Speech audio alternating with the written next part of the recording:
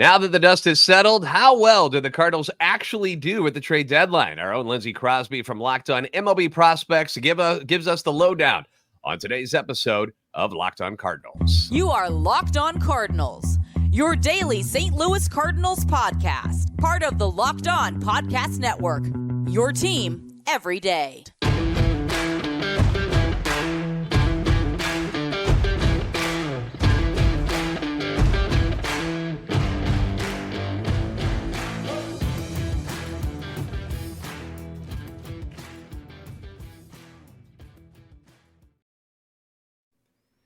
Hey there, Cardinals fans. I'm JD Hafford, and I'm a national radio sports anchor, born and raised in the Lou, and a lifetime Cardinals fan. And I'm your host for Locked On Cardinals, part of the Locked On Podcast Network, your team every day. You can follow me on Twitter at JD Sports Radio and the podcast at LO_Cardinals. We want to thank those of you who make Locked On Cardinals and Locked On MLB Prospects your first listen every day. We're free and available wherever you get your podcasts. You can find us on iTunes, Spotify, Google Podcasts. We're all over the place, including YouTube. Make sure you like, subscribe, and comment. That way you're interacting with us. Hit that notification button so you know when the new episodes are posted.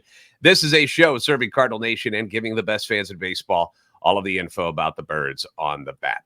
So the trade deadline just went down. By the way, Lindsay, it's been a busy time for you. You had the draft where you had to go and scout a bazillion people, and then you get to the trade deadline, which just went down, and you have to talk about all those people getting traded to all sorts of different places and teams. So I appreciate you taking time out to join us this week, buddy. Yeah, the month of July is a long one for us over here at Locked On MLB Prospects. But thankfully, in August, everybody's focused on the races, you know, who's going to win the divisions and things like that. So we can kind of take a little bit of a break, and then we jump back into it for the offseason.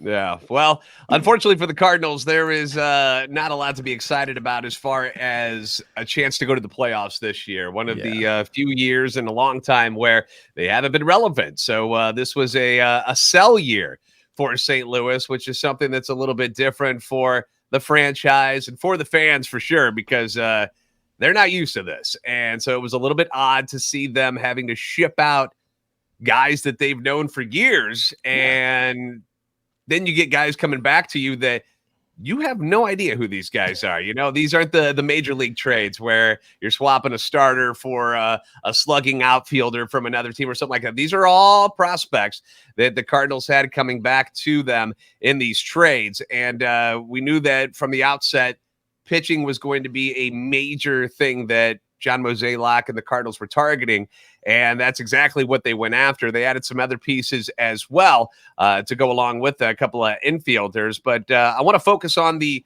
starting pitchers from the beginning here. So let's go ahead and begin with who many deemed as the top pitcher that they got back in any of these returns, because now he's ranked number 4 on their prospect list according to MLB Pipeline, and that would be Sim Robertson. Yeah, he was a really interesting one. We don't have very many of these guys that are from other countries and things like that, so that was always fun. But no, coming from the Blue Jays, very much a fastball, slider, changeup kind of guy. Fastball sits low 90s. It's not the greatest velocity in the world. I do think there's some room to improve the velocity, and that's obviously something that is big in this game. Slider isn't a true sweeper, but it's kind of sweepy. Also has a cutter and a curveball. The big thing here is he's got good control, and the stuff itself is good. You're just looking at if you can increase the velocity on all of these pitches a little bit, it feels like you can unlock the next level of performance. Looking at what he did in Double-A for the Blue Jays, a 4.06 ERA in 88 2/3 innings. Striking out just around 9 guys per 9 innings, walking just over 3 guys per 3 innings. But I think the missing velocity comes up. It is evident in the home run numbers. He gave up 14 home runs in those 88 2/3 innings. And a lot of that, when you go back and watch, is where he's trying to change velocity from, let's say, a changeup or a cutter to a fastball. And the velocity difference isn't quite enough to keep the hitter from barreling it up. And so, again, the stuff is good. It's just you need a little bit more, a few more ticks of velocity. And I feel like the Cardinals can develop that. We saw what Matthew Liberatore was able to build over the offseason. I feel like Sam Roberts is another guy who can do that. And I misspoke there, actually. He ended up landing at number 6 on their prospect list at MLB Pipeline. The guy that actually jumped up all the way to number 4 is the next guy we're going to talk about here. And that would be the one of the guys they got from the Rangers, which is Tekoa Roby. Yeah, and he has had a similar stat line to Robersi as far as, 2-3, ERA of 5, but he's striking out more guys, he's walking less guys, and he's giving up less home runs. He's got 50 strikeouts in 46 innings, so it's like 9.7 per 9. He's only got 12 walks, so just over 2 walks per 9 innings, and only 5 home runs. The big thing for me, it's very much a power profile, right? Fastball, power slider, and then he has a vertical breaking curveball. So when we're kind of looking at it from the prospect side, we're looking at what can you do well. You've got good velocity on the fastball. He can touch 97 with it, and he can throw it up in the zone, which is really, really useful. He can kind of elevate it. It has good carry. That's the swing and miss pitch that he really does well, and something that I've talked on the show before about. So many of these Cardinals pitchers in the past have not really had that swing and miss fastball. The curveball sits in the low 80s. Again, it's a vertical breaker, so it moves opposite of the fastball, but they disguise really well. And then the slider, power slider, it's in the mid 80s. It's a different velocity from the curveball, which I always love that velocity difference there. But he doesn't have the best command of either the curveball or the slider. And so he can't always throw them for strikes when he wants to. And so a lot of what he does is the fastball is going to be a strike. I mean, he's pretty good at throwing that for a strike.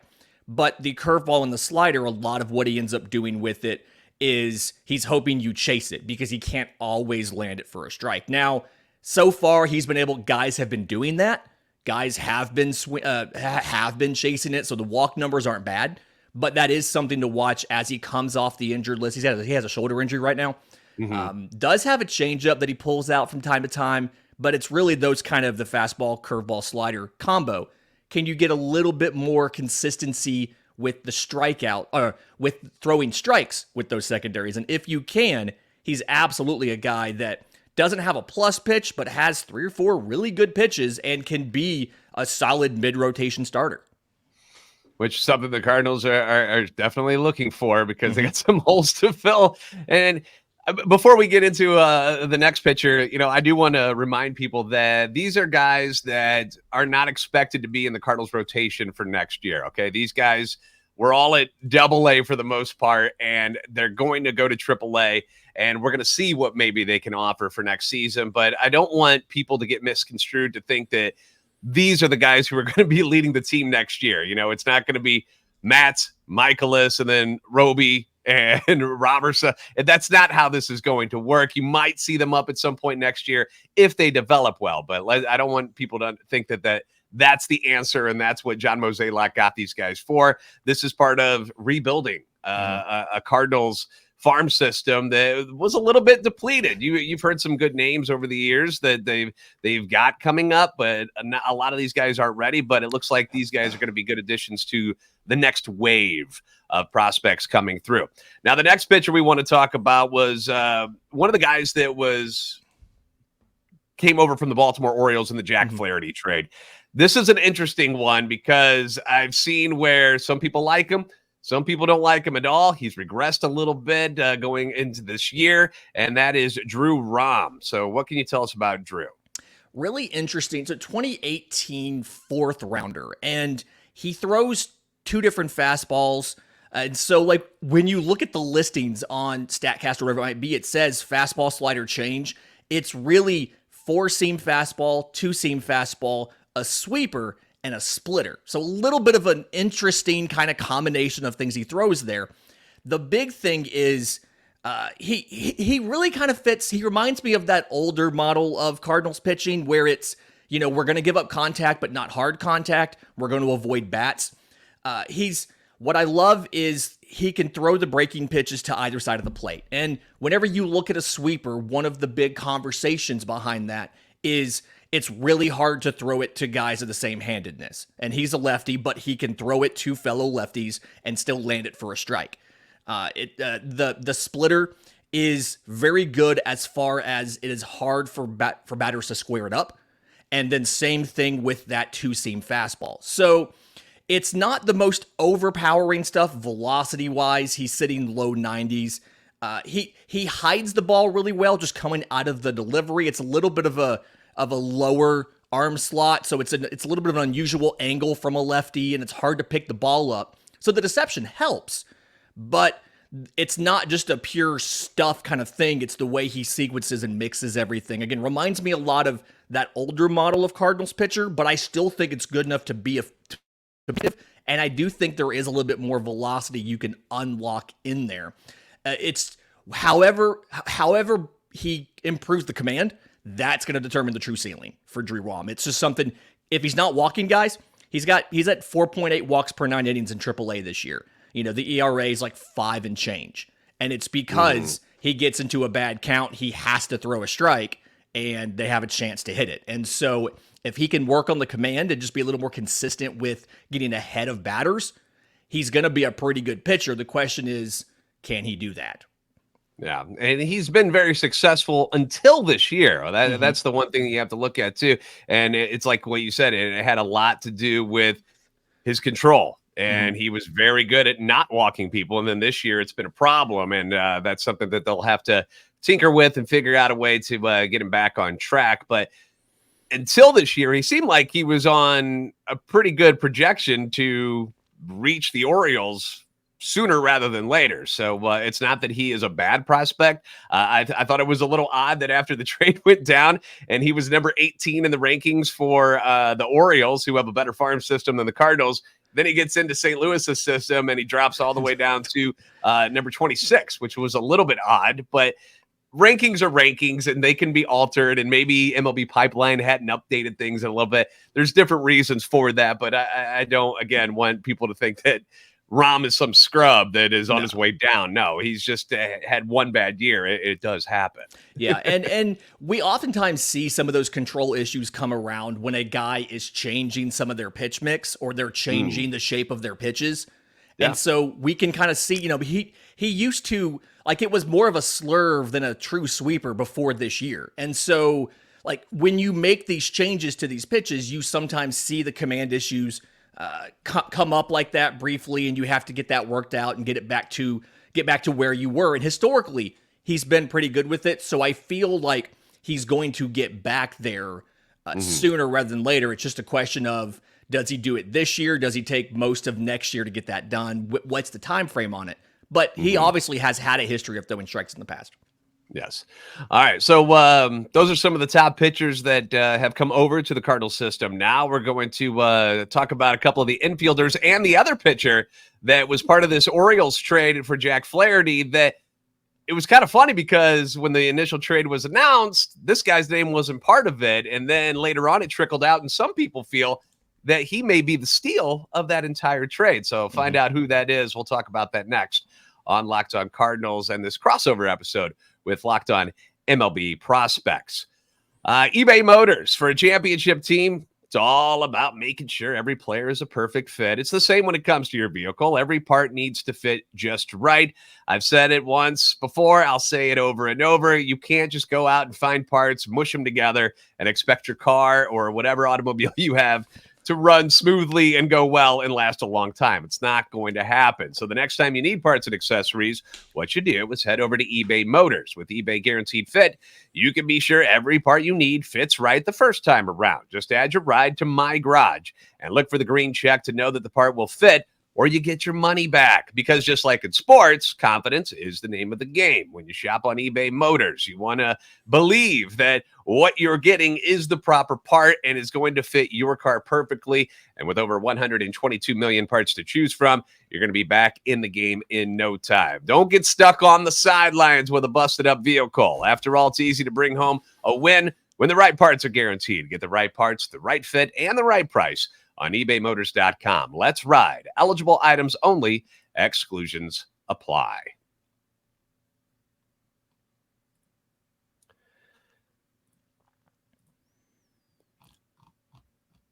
Once again, we're joined by Lindsay Crosby from Locked On MLB Prospects. We are talking about all of the guys that just came over to the Cardinals farm system. I know it's quite a list to go through, but that's a good thing. It's a good thing that the Cardinals, at least in my opinion, were able to get a decent haul of prospects in return for some of these guys that more than likely are not going to be back with the Cardinals. They wanted to test free agency, and that's just it's the smart thing to do. It's good business to get at least something back. And it appears that the Cardinals got a couple of infielders back that have a bright future. Most people thought that they were going to target pitching.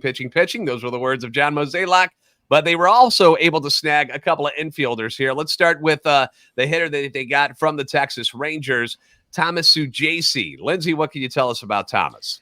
He's one of those guys that, if you look at what he did this year, the stat is fantastic. 94 games between AA and AAA in the Texas system, 314, 380, 511. 15 home runs, 40 extra base hits in 94 games, with 35 walks to 98 strikeouts, 8 to 10 on stolen bases. The thing to know, true infielder, he's played at every position in the infield, right? He's played first, second, third, and short.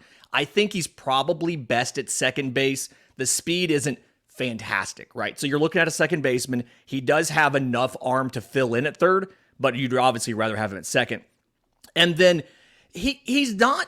There's no single carrying tool, right? Everything he does is average, maybe a little bit like speed, maybe a little bit below average. So there's no single carrying tool like there is with Cesar Prieto. But he's going to be a real good ball player. He's one of those. He has the really good instincts. He has the baseball IQ, and he just does some of everything pretty well. He actually won the award in the Texas system last year for, I think they call it's for like representing their core values well. Like he's just a good person, a good ball player. And again, not exceptional at anything, but very well-rounded. Could play all over the infield if you need him to on a fill-in basis, and is going to be a reliable hitter. I mean, he's the kind of guy that he probably bats in the bottom third of your lineup, but you probably have a harder time than you expect finding somebody better than him to take his spot. Like that's the kind of guy that Thomas Sujasi is. Yeah, and he's hit everywhere he's been. Like if you go through his numbers, whatever level he's playing ball at, the guy produces, and he continues to produce. And there's something to say about that when, like you said, there's nothing special. You know, there's not one thing that stands out about him, but he's a ball player. He's a good ball player, has got a great stick. And then, as you mentioned, defensively, one of those guys that, you know, the Cardinals tend to like those Swiss Army knife type of people who can play in multiple positions. You've got Tommy Edman and Brendan Donovan up on the big club now. They can do that. And Sujasi seems to be somebody similar in that aspect where you'll be able to move him around the infield a little bit. And he's never going to be a superstar when it comes to the glove, but he's got a bright future and has already started slugging in the minor leagues. Just had a good night the other night for his new affiliate with Springfield. So we're looking forward to seeing what Sujasi can bring to the table. You mentioned Cesar Prieto, who was another part of the Orioles deal for Jack Flaherty. I got a lot, when this trade went down, a lot of Baltimore Orioles fans were coming into our chat telling us how bummed they were that they just lost this kid. He's a Cuban, and he's already 24 years old, but he's done some pretty big things already in his career before getting to the States. Yeah, I mean, it's something he was... What was it? He was in the middle of a Cuban National Series record, like 44-game hit streak when he defected. Like he's probably the single best hit tool that was moved at the entire deadline. And I think that's part of the reason why Orioles fans were so sad to see him go. We have advanced statistics for AAA. Like we have a version of StatCast for AAA. And so in zone contact, so if he swung at a pitch in the strike zone, greater than 90% contact, which is one of the best marks in all of AAA, and contact as a whole for any swing of almost 90%. And like that's the big takeaway is he's aggressive at the plate, but he's got really good contact ability to make it work. Now, the power isn't amazing. He's got 6 home runs in 85 games right now. Slugging's .475. But it's something where defensively, he gives you options. He has a good enough arm to play third base. It's not massive, but good enough to play third base. The hands are good. He can play second, as well as he doesn't chase a ton. So offensively, he's going to get on base a lot. He's got 23 walks to 27 strikeouts in 85 games. The big thing is like he's going to put the ball into play and give you an opportunity to advance a runner, give you an opportunity to get a base runner, whatever you need him to do.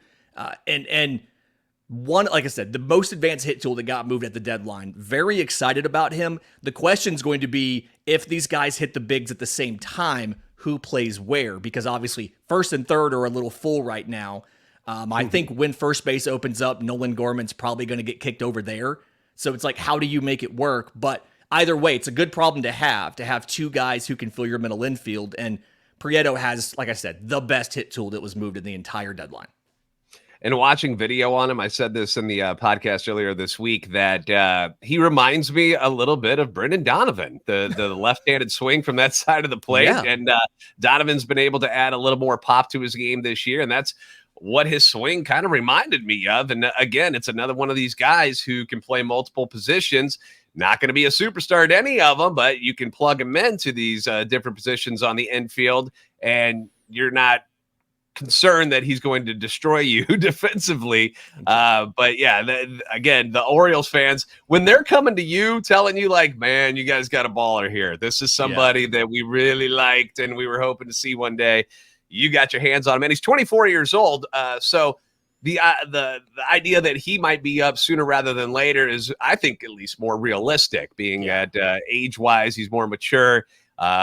Did what he was doing in Cuba already. So that might be somebody, which brought me to the idea of that, like, okay, so now that you've got these two middle infielders, does this mean guys like Brendan Donovan or Tommy Edman, one of the two, is a little more expendable this offseason as the Cardinals try to piece back together a pitching staff and a starting rotation? So just something to think about there.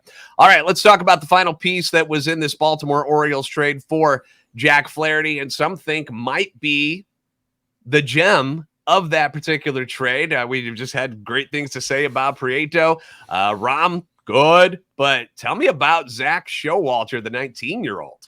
Yeah, so right-handed pitcher. It was something they drafted him in the 11th round. And everybody hears that and thinks, oh, well, he's not that great. No, it was because they knew he was going to take a bunch of money and they didn't know whether or not he would sign, and they didn't want to get penalized for it. But probably the highest ceiling of any of the guys that came over to the team. He's got 9 starts this year between rookie ball and A ball. 2.37 ERA in 30 innings.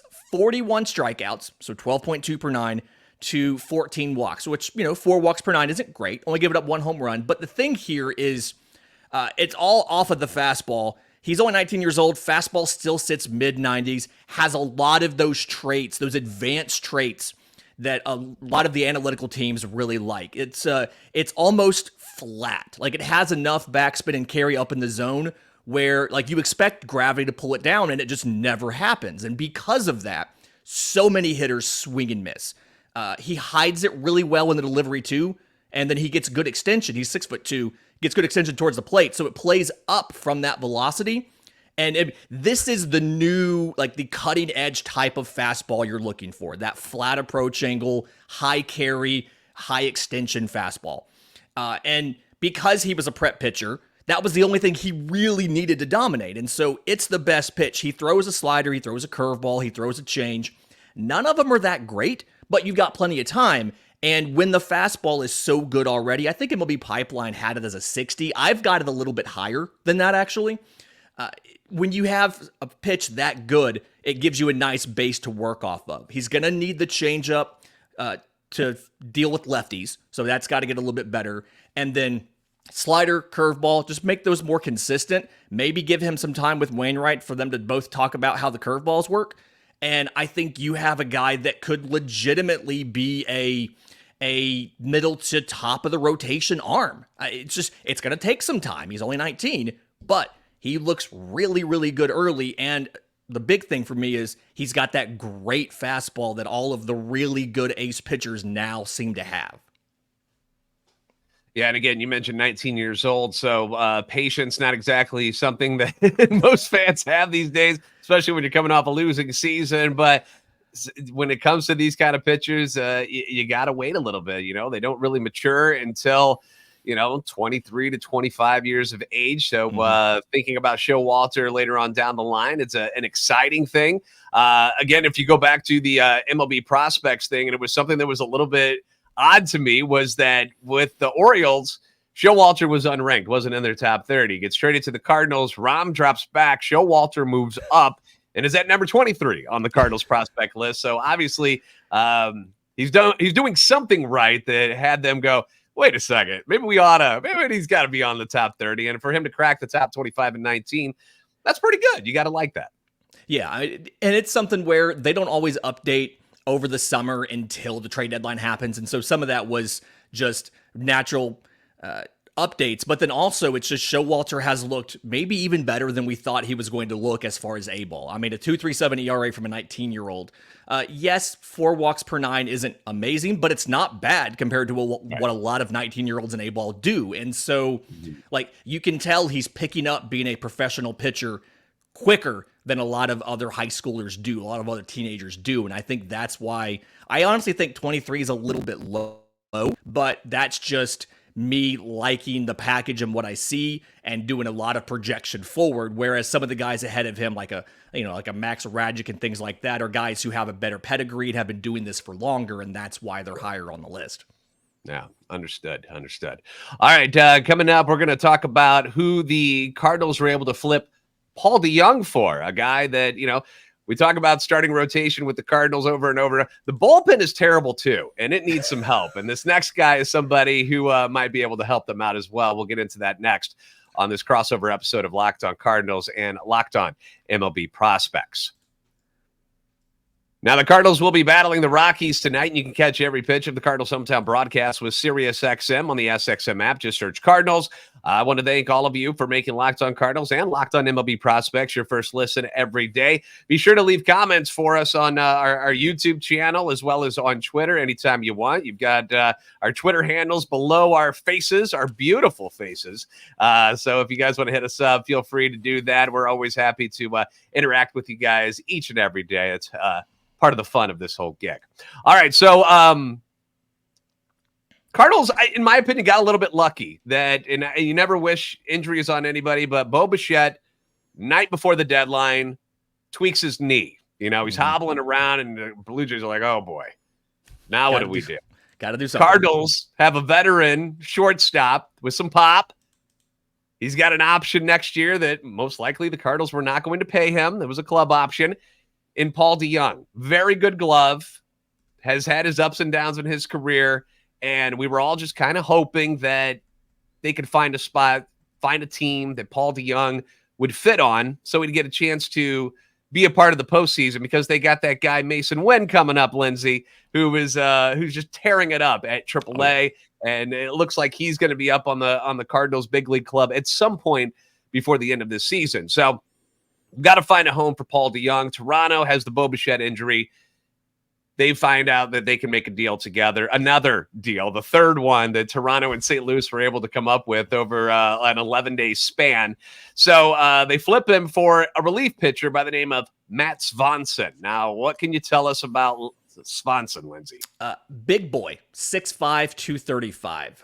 Fastball, sweeper are the two things that he throws. The fastball is very much a sinker kind of profile, 92 to 94. He's looking for ground balls and things like that. The sweeper, it reads a lot on StatCast as a cutter, but it's really interesting because the speed does one thing, the movement does another, but either way sits in the mid 80s or so.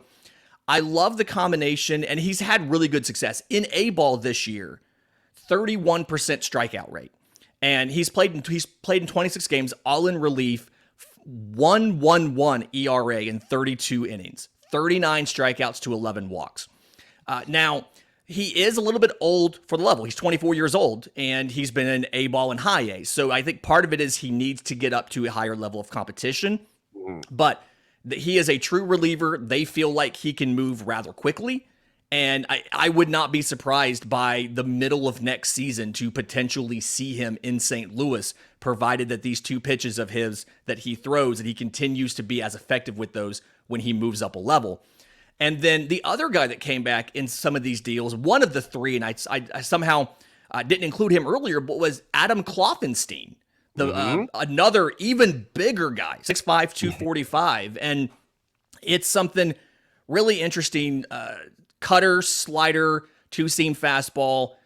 Despite the size, is only throwing low 90s, right? And he's throwing a ton of strikes. He's getting a ton of ground ball contact. And it's something where he's got the pitchability, he's got the durability. If you can unlock some more velocity, maybe he's a starter for you. But it's not always swing and miss stuff. It's kind of, you got to have a good defense behind him. And John Mozeliak's talked about they want to go with more swing and miss pitching. So I don't necessarily know if he'll end up being a starter. He may be a reliever simply because he's not getting tons of swing and miss. But two guys there that, one a true reliever, one that might be a reliever, but both of them could move up rather quickly because they've had some great results so far. All right, so let's get your final thoughts on what the Cardinals did.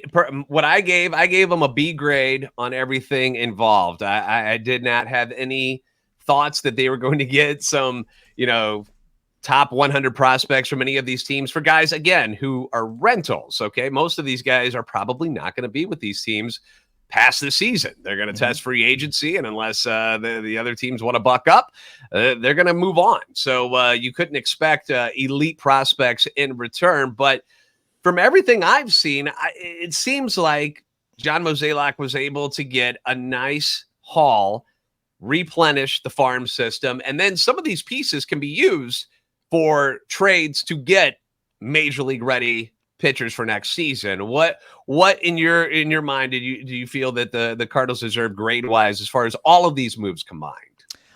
I think it's a B. And to me, I think it's a B because you didn't move anybody who had additional years of control, right? Everybody was a pending free agent. And so that does limit the return somewhat, but you got good quantity. You got plenty of guys. You got good quality as far as guys that have ceilings, that are promising, that can be better than who you have at the major league level. And like you said, you're well positioned now because some of the outfielders didn't necessarily get moved to Dylan Carlson or Tyler O'Neill or whatever. Now you have the ability in the offseason to take a guy or two, package them with somebody existing on the roster to make a bigger move. Like Segesi and Prieto, there's a really good possibility that one of those guys ends up getting moved. So simply because you have so many options in the middle infield. And so you got guys that either can add to your major league roster. Like if Prieto gets up there, he's probably the best pure hitter outside of Goldschmidt and Arenado on the roster.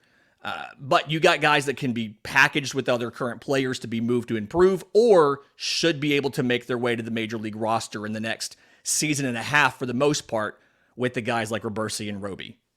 Wait a second. You like him better than Jordan Walker? Come on now, Lindsay Crosby. Listen. Prieto has a very, very, very good hit tool. Does Walker have a better combination of power and hit? Yes. And Walker has a very good hit. Walker's on my fantasy team. I like Jordan Walker. I think Cesar Prieto's a special talent with the hit tool. No. And that's just something that hitters are born, not made for the most part. And he's one of those natural born hitters. And that's a really hard, that's the single best tool of any player that was traded at the deadline. So I like to hear that. And again, we mentioned the offseason trades. This was what I like to call a jump start on getting things moving in the right direction for the Cardinals. This was not a trade deadline that was going to fix the Cardinals for 2024. The John Mozeliak's got a lot of work to do, but now he's got more pieces. He's got more bites at the apple that can lead them into a better spot for 2024 with, as you mentioned, guys with more control that can get them major league pitching, guys like Dylan Carlson, Tyler O'Neill, and, Nolan Gorman's name has been thrown around as well. Personally, I don't want to trade him. I like everything that he brings to the table. He's still very, very young. Heck, he's younger than Prieto. So guys, remember that. But John Mozeliak's going to have some decisions to make. They've got free agency coming up. There's a lot of big pitchers that are going to be available that they can try to sign. I'm not going to say that they're going to nail down Max Scherzer and Aaron Nola for the starting rotation next year, but there's some good guys who are going to be available, and I really don't feel like this team is that far off from contending again and the NL Central. They've had a horrible record in one-run games this year. And if you cut like the blown saves from the bullpen, just cut them in half, because no club is not going to blow saves. But you cut those in half because they lead the league with 24 of them. If you cut that in half, where are you now? You're much better than where this team's record is at this given time. But you're right up there in contention with things that are going on in the wild card. So Cardinals fans, don't lose the faith. I know none of these guys are Jackson Holiday or any of these number one prospects, but they're very good. And I trust Lindsay Crosby's information here that the Cardinals are headed in the right direction. Yeah, these were the trades that needed to happen. These were the right types of players to get. For the most part, they've got either the swing and miss stuff already or the potential to get better swing and miss stuff than what they have. These were all good trades. You should be happy about the way that this has restocked the farm without costing you any long-term assets and positioning the Cardinals to be competitive as soon as next year if free agency goes right. All right. The Cardinals battle the Rockies tonight, and you can catch every pitch of the Cardinals hometown broadcast with SiriusXM on the SXM app. Lindsay, appreciate your time as always, my friend. I hope you can get some rest after this whirlwind of drafting and trading and prospects everywhere. But we appreciate your insight on what's going on with the Cardinals organization. I appreciate you, pal. Thanks for having me. Go Redbirds.